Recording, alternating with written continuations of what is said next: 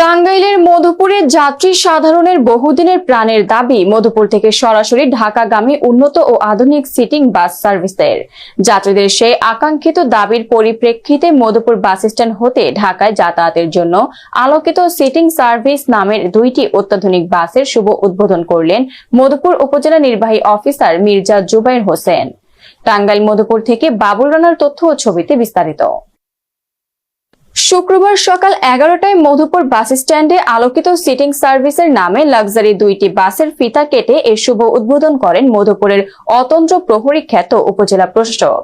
এই উদ্বোধনী অনুষ্ঠানে উপস্থিত ছিলেন বাস শ্রমিক ইউনিয়নের কার্যকরী সভাপতি মোহাম্মদ রফিকুল ইসলাম ভূঁইয়া, সাধারণ সম্পাদক মোহাম্মদ আমজাদ হোসেন, যুগ্ম সম্পাদক নূর মোহাম্মদ খোকন, সহ সাধারণ সম্পাদক হুমায়ুন কবির, সাংগঠনিক সম্পাদক সেলিম মিয়া সহ আরো অন্যান্য নেতৃবৃন্দ এবং বিভিন্ন প্রিন্ট ও ইলেকট্রনিক্স মিডিয়ার সাংবাদিকগণ।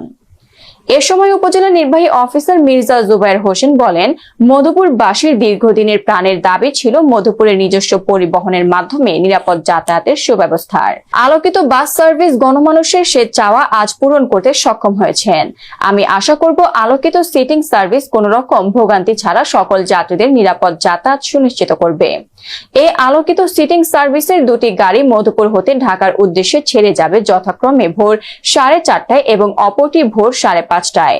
ঢাকা হতে ছেড়ে যাবে বিকেল 3টায় এবং অপরটি বিকেল 3:30টায়।